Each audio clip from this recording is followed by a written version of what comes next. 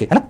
अपने को सीखना पोजीशन क्या होती है एडवर्ब की। ऐसा नहीं है एडवर्ब आपके मन में आया आपने यहाँ घुसा दी, आपके मन में आया आपने यहाँ घुसा दी, मन में आया यहाँ घुसा दी। तो एडवर्ब से जुड़े हुए ना, पोजीशन से जुड़े हुए कुछ अपने पास रूल्स हैं, उस पर बहुत अच्छी एरर्स बनती है एग्जाम के अंदर। ध्यान से देखना, एक बार में समझ में आएगा। इस सेंटेंस को देखो, आई have learned English from Aman sir. मैंने इंग्लिश सीख ली है अमन सर से, ठीक है ना। सबसे पहले क्या करना होता है, दिमाग में सेंटेंस को ब्रेक करना है। हैव लर्न्ड आपकी वर्ब है, आई आपका सब्जेक्ट है, इंग्लिश इस वर्ब का ऑब्जेक्ट है, फ्रॉम प्रीपोजिशन है, इस प्रीपोजिशन का ऑब्जेक्ट है अमन सर नाम का एक क्या प्रॉपर नाउन। इतना काम अगर नहीं कर सकते हो ना तो ये गलत पार्ट चला रहे हो आप। शुरू से करवाता रहा हूं मैं आपको ऐसे तोड़ के सेंटेंस के हर वर्ड को आपको तोड़ना तो पड़ेगा अगर आपको ग्रामर को प्यार से सीखना है तो ना, लॉजिक के साथ। तो आई have learned English from Aman sir, इस सेंटेंस का मैंने आपके सामने कर दिया पोस्टमार्टम। अब देखो एडवर्ब की पोजीशन क्या होगी। कोई भी एडवर्ब आएगी ना इंग्लिश में, उसकी तीन ही पोजीशन होगी, या तो होगी शुरू में, या होगी एंड में, या होगी मिडल में। फिर सुन लो, कोई भी एडवर्ब इंग्लिश में तीन ही पोजीशन लेती है, या तो होगी शुरू में, या होगी एंड में, या मिडल में। आप बोलोगे सर आपने कोई जगह छोड़ी नहीं, शुरू में लगा दी, एंड में लगा दी, मिडल में लगा दी, तो बचे क्या। ध्यान से समझो, शुरू में सिर्फ और सिर्फ 10% जगह आएगी, एंड में 20% जगह, और मिडल के अंदर कितना बचा पीछे 70% जगह। सारी जो दिक्कत है ना एडवर्ब मिडल में कहां आती है, इसी चीज के ऊपर है। समझ रहे बात को, सारी दिक्कत इसी चीज के ऊपर है कि मिडल में एडवर्ब कहां पे आएगी। अगर एडवर्ब मिडल में आएगी तो वो या तो मेन वर्ब से पहले आएगी या मेन वर्ब के बाद में आएगी। बस आपको ये आइडेंटिफाई करना होता है। मैं आपको स्टेप बाय स्टेप करवाऊंगा, देखते जाओ। एक छोटा सा रूल याद रखना, अगर एडवर्ब मिडल में आएगी और वर्ब के बाद में आए तो वर्ब का ऑब्जेक्ट दिया हो ना, वर्ब और उसके ऑब्जेक्ट के बीच में नहीं आनी चाहिए। समझे ना, रूल नंबर 1। अगर एडवर्ब सेंटेंस के अंदर वर्ब के बाद में डालनी हो और वर्ब का कोई ऑब्जेक्ट हो तो ऑब्जेक्ट उस वर्ब के बीच में नहीं आएगी। मान लो I have learned English from Aman sir लिखा है, यहां पे वर्ब है आपकी लर्न्ड, ऑब्जेक्ट आपका इंग्लिश, इन दोनों के बीच में कोई एडवर्ब नहीं आ सकती। तो एक नंबर रूल आपको यही बनेगा, है ना। बार-बार एग्जाम में वर्ब और ऑब्जेक्ट के बीच में एडवर्ब घुसा के देगा आपको देख के समझना है इस एडवर्ब की पोजीशन गलत है। अब इसको प्रैक्टिकली समझते हैं एक एक करके। सबसे पहले मैं ले रहा हूं एडवर्ब ऑफ मैनर को, है ना। इसकी पोजीशन में देखेंगे कब कहां पे कैसे इसको घुसाना है। एडवर्ब ऑफ मैनर दो जगह आती है, या तो मेन वर्ब से पहले या मेन वर्ब के बाद, ठीक है ना, या तो मेन वर्ब से पहले या मेन वर्ब के बाद। अब आप बोलो सर कहां डालें, दोनों में से कहीं भी डाल दो। अगर मेन वर्ब से पहले आया तो ये सारा जोर डालेगा वर्ब के ऑब्जेक्ट पे, अगर मेन वर्ब के बाद आई एडवर्ब ऑफ मैनर तो सारा जोर डालेगी वर्ब के ऊपर, एक्शन के ऊपर। मैं आपको एग्जांपल समझाता हूं। मान लो बोलूं अमन सर से मैंने कॉन्फिडेंटली इंग्लिश सीखी है, कॉन्फिडेंटली एडवर्ब ऑफ मैनर है, तो उसकी दो पोजीशन होगी, या तो मेन वर्ब से पहले आएगी हैव और लर्न के बीच में, है ना, कॉन्फिडेंटली, या आएगा ये इंग्लिश के बाद में। लर्न और इंग्लिश के बीच में नहीं आ सकता, मेन वर्ब और ऑब्जेक्ट के बीच में कभी एडवर्ब नहीं आती। तो वर्ब के बाद में तो आएगी, लेकिन वर्ब का ऑब्जेक्ट दिया हो उसके बाद में आएगी, ना कि वर्ब और ऑब्जेक्ट के बीच में। अब दोनों सेंटेंस सही है, I have confidently learn English from Aman sir और I have learn English confidently from Aman sir, दोनों का मतलब एक ही है, थोड़ा सा इनके कहने के अंदाज में फर्क है, दोनों सही ग्रामेटिकली। समझिए ना फर्क क्या बता देता हूं आपको। अगर आप कॉन्फिडेंटली पहले डालो ना तो आप कह रहे हो मैंने कॉन्फिडेंटली सीखी है इंग्लिश, मैंने अमन सर से जर्मनी सीखी, मैंने फ्रांस सीखी, मैंने चाइनीज सीखी, मैंने सीखी कॉन्फिडेंटली इंग्लिश। अगर आप कॉन्फिडेंटली को बाद में डालो तो आप क्या कह रहे हो मैंने इंग्लिश को सीखा है कॉन्फिडेंटली, है ना, पूरे कॉन्फिडेंस के साथ। तो सीखने के काम पे जोर आ रहा है इधर, और यहां पे जो चीज सीखी गई है उसके ऊपर जोर आ रहा है। ये सिर्फ मैं आपको स्पीकिंग के हिसाब से बता रहा हूं, है ना, कब कहां पे लगाया जा सकता है। तो ये होती है एडवर्ब ऑफ मैनर की सही पोजीशन। समझ गए ना, मेन वर्ब से पहले या मेन वर्ब के बाद। अब आगे बढ़ते हैं, थोड़ा सा इसी कॉन्सेप्ट को ऊपर लाता हूं। मान लो सेंटेंस ऐसा हो, she fulfilled her dream, she fulfilled her dream. आप मुझे बताओ यहां पे मैं कहां पे इस एडवर्ब को घुसाऊंगा, कोशिश करके मुझे बताना। कोई भी एडवर्ब मुझे लगानी हो एडवर्ब ऑफ मैनर, मैं कहां पे अपने उस एडवर्ब ऑफ मैनर को घुसाऊंगा। फुलफिल आपकी वर्ब होगी, ड्रीम आपका ऑब्जेक्ट हो गया, इस वर्ब का, शी आपका सब्जेक्ट हो गया, है ना। अब दो जगह मेरे पास एडवर्ब घुसाने की। मान लो सक्सेसफुली डालना है तो फुलफिल से पहले डाल दूंगा, मेन वर्ब से पहले, या फिर मैं डाल दूंगा मेन वर्ब के बाद, है ना। ये करूंगा ना, मेन वर्ब से पहले या मेन वर्ब के बाद। अब मुझे अपने सच्चे दिमाग से बताना कितने लोगों को ये दोनों पोजीशन सही लग रही है।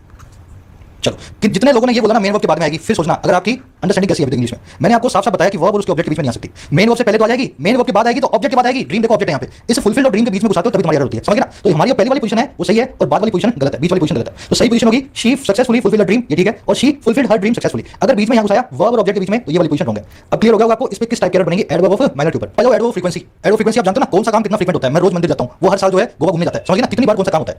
एडवर्ब फ्रीक्वेंसी का एक सीधा सा फॉर्मूला है। ये वाली एडवर्ब हमेशा एडवर्ब से पहले आएगी, वर्ब से, always, seldom, hardly, बेयरली, scarcely, never. इनको बोलते हैं इंडेफिनिट एडवर्ब्स ऑफ फ्रीक्वेंसी, क्योंकि कोई भी डेफिनिट टाइम नहीं बता रही है, हमेशा होता है, कभी कभी होता है, ना के बराबर होता है, रोज या हर महीना या हर हफ्ते जैसी बात ये वाले वर्ड्स नहीं करते हैं। समझ गए ना, इनको बोलते हैं जनरली इंडेफिनिट एडवर्ब्स। हमेशा और हमेशा सेंटेंस की मेन वर्ब से पहले आएंगे, इनका कोई और जगह नहीं है। अच्छा दूसरी चीज, इसके अलावा जितने भी होंगे वो सेंटेंस के लास्ट में आएंगे एडवर्ब्स, जैसे कि ये देख लो daily, everyday, weekly, monthly, yearly, हमेशा सेंटेंस के लास्ट में, है ना। तीसरा एक थर्ड टाइप है जो दोनों में से आप कहीं भी लगा सकते हो, एडवर्ब से पहले भी, मेन वर्ब से पहले भी और सेंटेंस के लास्ट में भी, रेगुलरली, फ्रीक्वेंटली, ओकेजनली, ऑफन और यूजुअली। अब मेरी बात समझो मैं कहना क्या चाह रहा हूं आपसे। आप सिर्फ इसको याद रखो ना, ये जो है मेन वर्ब से पहले आएंगे, इसको भूल जाओ, इसको भूल जाओ, बाकी सब सेंटेंस के लास्ट में लगाओ। समझ गए बात को। ये सारे वर्ड्स पे ध्यान रखना है, ये कभी भी सेंटेंस के मेन वर्ब के अलावा कहीं और ना हो, उससे पहले होने की जगह कहीं और ना हो। अगर आपको ये याद रह गया तो एडवर्ब फ्रीक्वेंसी आप सीख जाओगे, है ना, कहां पे लगानी है। तो हम सिर्फ इन्हीं वर्ड्स पे फोकस करने वाले हैं, इनकी जगह हमेशा एडवर्ब से मेन वर्ब से पहले होगी। आगे उसको करके देखते हैं। अभी सेंटेंस को देखो, they always are critical of everything. Always कौन सी है, जनरल एडवर्ब है। सर ने बताया था मेन वर्ब से पहले आएगी, ठीक है ना। अब ध्यान देना, मेन वर्ब से पहले आएगी, लेकिन अगर मेन वर्ब तुम्हारी लिंक वर्ब हो तो ये वाली एडवर्ब्स लिंक वर्ब के बाद में आती है। समझ गए ना। तो ये always, seldom, never, hardly, बेयरली, scarcely हमेशा लिंक वर्ब के बाद में आएंगी। अब देखो यहां बी हमने की वर्ब के लिए पड़ी है आर, है ना। तो इस केस में मुझे क्या करना है, इसको हटाना है यहां से और इसको हटा करके आर के बाद में रखना है। They are always critical of everything. तो ये जनरल एडवर्ब्स कभी भी लिंक वर्ब से पहले नहीं आती, मेन वर्ब से पहले आ जाएंगी। लेकिन अगर मेन वर्ब आपकी लिंक वर्ब है उसके बाद में इनको रखना है। एक और रूल देखो इनके ऊपर। मान लो मैं ऐसा बोलूं, they have been hardly doing anything nowadays. आजकल वो ना के बराबर कुछ कर रहे हैं, है ना, आराम से बैठे हैं, मौज कर रहे हैं, कुछ भी काम नहीं कर रहे हैं। They have been hardly doing anything nowadays. अब यहां पे दिक्कत क्या है, सर ने बताया मेन वर्ब से पहले रखना होता है हार्डली को, और मैंने रख दिया। डूइंग जो है मेन वर्ब है, उससे पहले जो मैंने हार्डली को प्लेस कर दिया। बात ठीक है तुम्हारी, लेकिन एक रूल और है। अब रूल क्या कहता है वो, हार्डली को और ये सारी एडवर्ब जो है जिनको आप मेन वर्ब से पहले रखते हो कभी भी बिन के बाद में नहीं रखोगे।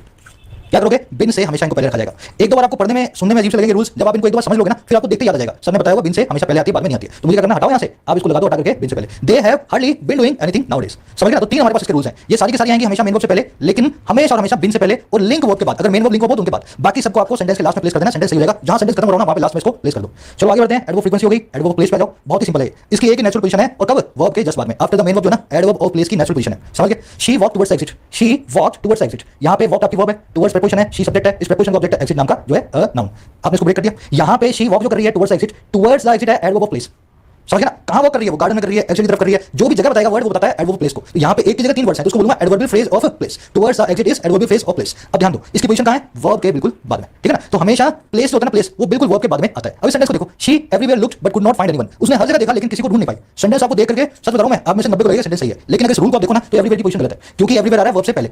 एडवर्ब ऑफ प्लेस की पोजीशन वर्ब के बिल्कुल बाद में होती है। मुझे क्या करना चाहिए, she looked everywhere but could not find, ऐसा इसको लिखना चाहिए। क्लियर हो गया। एडवर्ब ऑफ मैनर सीख लिया, एडवर्ब ऑफ फ्रीक्वेंसी सीख लिया, एडवर्ब ऑफ प्लेस भी सीख लिया। आ जाओ एडवर्ब ऑफ टाइम पे, सारी बताऊंगा एक एक करके, लास्ट में समरी भी दे दूंगा ना, कमेंट्स में इसके आपको नोट्स मिल जाएंगे डिस्क्रिप्शन में। तो लोड मतलब पहले बार सीख लो। एडवर्ब ऑफ टाइम की नेचुरल पोजीशन होती है सेंटेंस के एंड में, क्लोज के एंड में। Joe Biden one the elections in 2020, तो सब्जेक्ट तुम्हारे पास जो बाइडेन हो गया, वन तुम्हारी वर्ब होगी, है ना। इलेक्शन जीता तो इलेक्शन हो गया वर्ब का ऑब्जेक्ट। अब देखो कहां पे आ रहा है एडवर्ब ऑफ टाइम, वर्ब के ऑब्जेक्ट के बाद में। ये व्हेन का रिप्लाई कर रहा है, इसलिए इसको बोलते हैं एडवर्ब ऑफ टाइम, है ना। ध्यान देना, यहां पे वन के बाद में भी आ सकता था अगर इलेक्शंस नाम का वर्ड ना होता, इसका ऑब्जेक्ट ना होता। लेकिन हमारा रूल क्या कहता है, कोई भी एडवर्ब कभी भी वर्ब और उसके ऑब्जेक्ट के बीच में नहीं आती, तो इसलिए ऑब्जेक्ट के बाद में रखा है, ना कि वर्ब और ऑब्जेक्ट के बीच में। अब देखो ये कभी-कभी आपको शुरू में मिल जाएगा, एडवर्ब ऑफ टाइम जो ना सेंटेंस के शुरू में मिल जाएगा। जैसे इन 2020 Joe Biden one the elections, उसका मतलब क्या होगा, उसका मतलब ये है आप एडवर्ब ऑफ टाइम को स्टार्ट में लगाओ क्लोज के, एम्फसिस डालने के लिए कब जो बाइडेन ने जीता। समझ गए बात को। आप करें 2020 के अंदर सबसे बड़ी बात ये हुई है, 2020 में अमेरिका में जो बाइडेन इलेक्शन को जीता है। तो एडवर्ब ऑफ टाइम सेंटेंस के लास्ट में जो उसकी नेचुरल पोजीशन आती है, लेकिन अगर इसको उठा के आप शुरू में लाओगे ना तो आप इस वक्त पे ज्यादा जोर दोगे, और ये भी इसकी सही पोजीशन है ना। जैसे मैंने यहां लिखा इन 2020 Joe Biden one the elections, बहुत एम्फसिस डाल रहे हैं 2020 के ऊपर, ये हुआ 2020 में जो बाइडेन इलेक्शन जीता है। चलो आगे बढ़ते हैं, ये हो गया आपका मेनली पोजीशन वाला, है ना।